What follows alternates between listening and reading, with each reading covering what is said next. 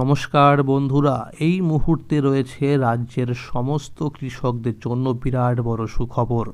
আপনি যদি একজন কৃষক হয়ে থাকেন এবং পশ্চিমবঙ্গ সরকারের কৃষক বন্ধু প্রকল্পে নাম নথিভুক্ত করে রাখেন, তাহলে এই মুহূর্তে রয়েছে আপনার জন্য দুর্দান্ত সুসংবাদ। কৃষক বন্ধু প্রকল্পের দ্বিতীয় কিস্তি টাকা কবে থেকে দেওয়া শুরু হবে? বছর শেষ হয়ে নতুন বছর শুরু হয়ে গেল। এই কৃষক বন্ধু প্রকল্পে টাকার জন্য আর কতদিন অপেক্ষা করতে হবে? এই প্রশ্নগুলোই কিন্তু কৃষকদের মনে ঘুরপাক খাচ্ছে। তাহলে এই কৃষক বন্ধু প্রকল্পে টাকা সঠিক কবে থেকে দেওয়া হবে, সেই বিষয়ে কিন্তু সঠিক আপডেট জানানো হয়েছে আজকের এই গুরুত্বপূর্ণ ভিডিওটির মাধ্যমে। তাই বন্ধুরা, ভিডিওটি সম্পূর্ণ দেখার জন্য অনুরোধ রইল। যে সমস্ত কৃষক বন্ধুরা এখনও পর্যন্ত চ্যানেলটিকে সাবস্ক্রাইব করেননি, অবশ্যই মনে করে চ্যানেলটিকে সাবস্ক্রাইব করে নেবেন, কারণ আমার এই চ্যানেলের মাধ্যমে প্রতিনিয়ত কৃষকদের জন্য বিভিন্ন সরকারি প্রকল্প এবং কৃষি বিষয়ক তথ্য জানানো হয়ে থাকে। আর যে সমস্ত বন্ধুরা আগে থেকেই এই চ্যানেলটিকে সাবস্ক্রাইব করে রেখেছেন, তাদের জানাই অসংখ্য ধন্যবাদ। তাহলে বন্ধুরা, এবার দেখে নেই কী বলা হয়েছে আজকের এই প্রতিবেদনে। নতুন বছরের সকাল, ক্যালেন্ডারের পাতায় লেখা 1 জানুয়ারি 2026। চারদিকে নতুন শুরুর বার্তা থাকলেও রাজ্যের বহু কৃষকের মনে কিন্তু এখনও স্বস্তি আসেনি, কারণ কৃষক বন্ধু প্রকল্পের রবি মরশুমে দ্বিতীয় কিস্তি টাকা এখনও তাদের ব্যাংক অ্যাকাউন্টে পৌঁছায়নি। সরকারি নিয়ম অনুযায়ী এই কিস্তি টাকা অক্টোবর থেকে মার্চ মাসের মধ্যে যে কোনো সময় দেওয়া যেতে পারে। তবে বাস্তব চিত্র বলছে অন্য কথা। 2021 সাল থেকে কৃষক বন্ধু প্রকল্প চালু হওয়ার পর প্রায় প্রতি বছরই চাষিরা নভেম্বর কিংবা ডিসেম্বর মাসের মধ্যেই দ্বিতীয় কিস্তির টাকা পেয়ে গিয়েছেন।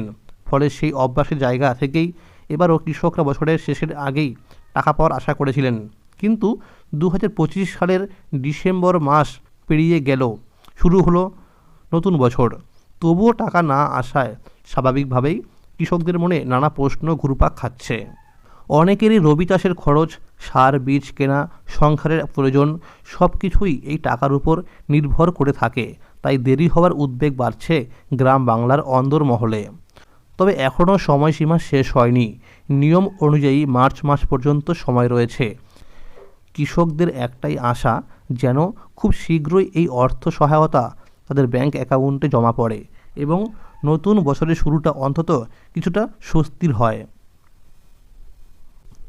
এই টান উত্তেজনার মাঝেই গত 30শে ডিসেম্বর বাঁকুড়া জেলায় মাননীয় মুখ্যমন্ত্রী মমতা বন্দ্যোপাধ্যায়ের সভা ছিল।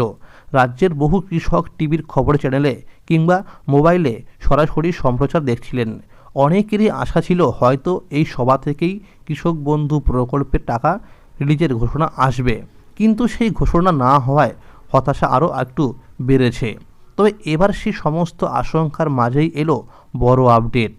সূত্র মারফত জানা যাচ্ছে, কৃষক বন্ধু প্রকল্পের ডকুমেন্টস ভেরিফিকেশনের কাজ প্রায় শেষ।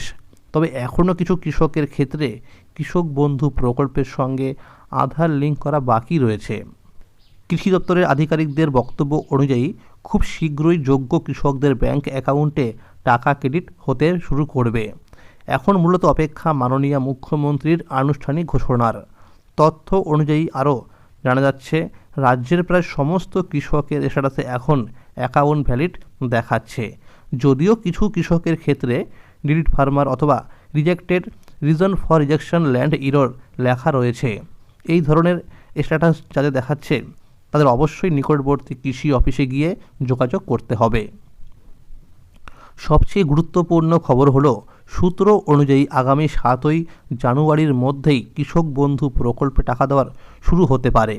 খুব শীঘ্রই মাননীয় মুখ্যমন্ত্রী অফিসিয়াল ব্যানার প্রকাশ করে কোনো একটি জেলা থেকে সভার মাধ্যমে বা সরাসরি রবি মরশুমে টাকা রিলিজ করতে পারেন।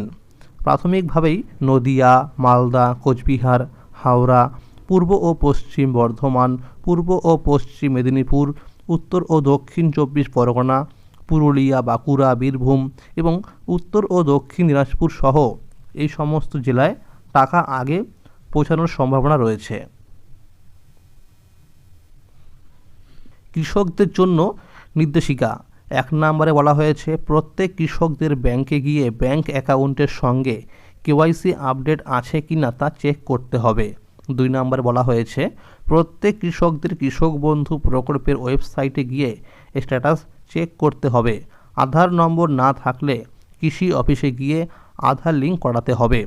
3 নম্বর, যাদের স্ট্যাটাসের ঘরে কোনো সমস্যা রয়েছে তাদের অবশ্যই কৃষি অফিসে যোগাযোগ করতে হবে। 4 নম্বর, যে সমস্ত কৃষকরা নতুন করে জমি কিনেছেন সেই জমির পরিমাণ বৃদ্ধি করার জন্য কৃষি অফিসে গিয়ে ফর্ম জমা করেছিলেন, যদি সেই তথ্য স্ট্যাটাসের ঘরে আপডেট হয়ে থাকে তাহলে সেই কৃষকদেরকে অতিরিক্ত জমির বরাদ্দ টাকাও একই সাথে দেওয়া হবে।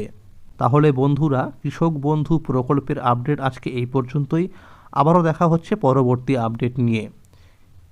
যদি আজকের এই ভিডিওটি ভালো লাগে অবশ্যই একটি লাইক করে দেবেন এবং সকলের কাছে শেয়ার করে দেবেন যাতে এই আপডেটগুলো সবাই পেয়ে যায়। আর এই চ্যানেলে নতুন হয়ে থাকলে চ্যানেলটিকে সাবস্ক্রাইব করে পাশেই থাকবেন। Thank you.